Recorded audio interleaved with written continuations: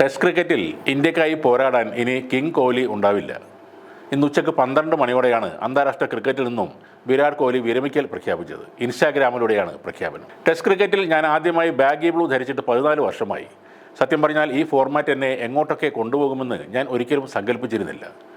ഇത് എന്നെ പരീക്ഷിച്ച് പുതിയൊരാളാക്കി രൂപപ്പെടുത്തിയെടുത്തു. ജീവിതത്തിൽ പുതിയ പാഠങ്ങൾ എന്നെ പഠിപ്പിച്ചു. ടെസ്റ്റ് ക്രിക്കറ്റിൻ്റെ വെള്ള ജേഴ്സി ധരിച്ച് കളിക്കുമ്പോൾ ഏറെ സന്തോഷമാണ്. 5 ദിവസം നീണ്ട മത്സരങ്ങൾ, ശാന്തതയും കഠിനാധ്വാനവും നീണ്ട നിമിഷങ്ങൾ. ടെസ്റ്റ് ക്രിക്കറ്റിൽ നിന്ന് വിരമിക്കുന്നത് ഒരിക്കലും എളുപ്പമല്ല. പക്ഷേ അത് ശരിയാണെന്ന് തോന്നുന്നു. ടെസ്റ്റ് ക്രിക്കറ്റിനായി ഞാൻ കഠിനാധ്വാനം ചെയ്തു. അതിനേക്കാൾ എത്രയോ അധികം ടെസ്റ്റ് ക്രിക്കറ്റ് എനിക്ക് തിരികെ നൽകി. ഹൃദയം നിറഞ്ഞ നന്ദിയോടെ ഞാൻ വിടവാങ്ങുന്നു. ക്രിക്കറ്റിനോടും സഹതാരങ്ങളോടും എന്നെ കരുത്തരാക്കിയ ഓരോ വ്യക്തികളോടും നന്ദി പറയുന്നു. എക്കാലവും ഞാൻ ടെസ്റ്റ് കരിയറിനെ സന്തോഷത്തോടെ നോക്കും. ടെസ്റ്റ് ക്യാപ് 269 ഇനിയില്ല. ഇതാണ് വിരാട് കോഹ്ലി ഇൻസ്റ്റാഗ്രാമിൽ എഴുതിയത്. മുൻ ഇന്ത്യൻ നായകൻ രോഹിത് ശർമ്മയ്ക്ക് പിന്നാലെയാണ് കോഹ്ലിയും ഇപ്പോൾ ടെസ്റ്റ് ക്രിക്കറ്റിൻ്റെ പടിയിറങ്ങുന്നത്. നേരത്തെ തന്നെ കോഹ്ലി ടെസ്റ്റ് ക്രിക്കറ്റിൽ നിന്ന് വിരമിക്കാനുള്ള തീരുമാനം എടുത്തതായി ചില റിപ്പോർട്ടുകൾ വന്നിരുന്നു. അതിനു പിന്നാലെ തീരുമാനത്തിൽ പുനരാലോചന നടത്താൻ ഇന്ത്യൻ ക്രിക്കറ്റ് കൺട്രോൾ ബോർഡ് ആവശ്യപ്പെട്ടിരുന്നെങ്കിലും കോഹ്ലി അതിന് വഴങ്ങാൻ തയ്യാറായില്ല. ഇംഗ്ലണ്ട് പര്യടനത്തിൽ കളിക്കണമെന്നാണ് സെലക്ടർമാർ കോഹ്ലിയോട് ആവശ്യപ്പെട്ടിരുന്നത്. എന്നാൽ അതിന് കാത്തു നിൽക്കാതെ കോഹ്ലി ടെസ്റ്റിൽ നിന്ന് വിരമിക്കാനുള്ള തീരുമാനം എടുക്കുകയായിരുന്നു. 2011 വെസ്റ്റ് ഇൻഡീസിനെതിരെയായിരുന്നു ടെസ്റ്റിൽ കോഹ്ലിയുടെ അരങ്ങേറ്റം. ഈ വർഷം ഓസ്ട്രേലിയക്കെതിരെ ബോർഡർ ഗവാസ്കർ ട്രോഫിയിലാണ് അവസാനമായി ടെസ്റ്റ് കളിച്ചത്. ഇന്ത്യ T20 ലോകകപ്പ് വിജയിച്ച ശേഷം 2020 ക്രിക്കറ്റിൽ നിന്നും കോഹ്ലി വിരമിച്ചിരുന്നു. ഇനി ഏകദിനത്തിൽ മാത്രമാണ് കോഹ്ലിയെ നമുക്ക് കാണാൻ സാധിക്കുക. കോഹ്ലി 123 ടെസ്റ്റുകളിൽ കളിച്ചിട്ടുണ്ട്. 9230 റൺസും നേടിയിട്ടുണ്ട്. 68 ടെസ്റ്റുകളിൽ ടീമിനെ നയിച്ച കോഹ്ലി 40 വിജയം സ്വന്തമാക്കിയിട്ടുണ്ട്.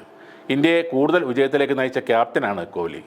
30 സെഞ്ചുറികളും 7 ഇരട്ട സെഞ്ചുറികളും 31 അർദ്ധ സെഞ്ചുറികളും കോഹ്ലി സ്വന്തമാക്കിയിട്ടുണ്ട്. ചാമ്പ്യൻസ് ട്രോഫിയിലും ഇപ്പോൾ നടക്കുന്ന IPLലും ഏറെ തിളങ്ങിയ താരം കൂടിയാണ് കോഹ്ലി. ടെസ്റ്റിൽ 10,000 റൺസിന് വളരെ അടുത്ത് നിൽക്കുന്നത് കൊണ്ട് കുറച്ചുകൂടി കളിക്കണമെന്ന ആവശ്യം ആരാധകരും ഉന്നയിച്ചു. ടെസ്റ്റ് ക്രിക്കറ്റിൽ ഇന്ത്യക്കായി ഏറ്റവും കൂടുതൽ ഇരട്ട സെഞ്ചുറി നേടിയ താരം കൂടിയാണ് വിരാട് കോഹ്ലി. 7 ഇരട്ട സെഞ്ചുറികളാണ് കോഹ്ലി ഇന്ത്യക്കായി സ്വന്തമാക്കിയത്. 6 ഇരട്ട സെഞ്ചുറികൾ ഇന്ത്യക്കായി നേടിയിട്ടുള്ള സച്ചിൻ തെണ്ടുൽക്കറിനെയും വീരേന്ദർ സെവാഗിനെയും മറികടന്നുള്ള നേട്ടമാണ് വിരാട് കോഹ്ലിയുടേത്. ടെസ്റ്റിൽ നിന്നും വിരമിക്കൽ പ്രഖ്യാപിച്ച വിരാട് കോഹ്ലിക്ക് BCCI ആശംസകൾ അറിയിച്ചിട്ടുണ്ട്.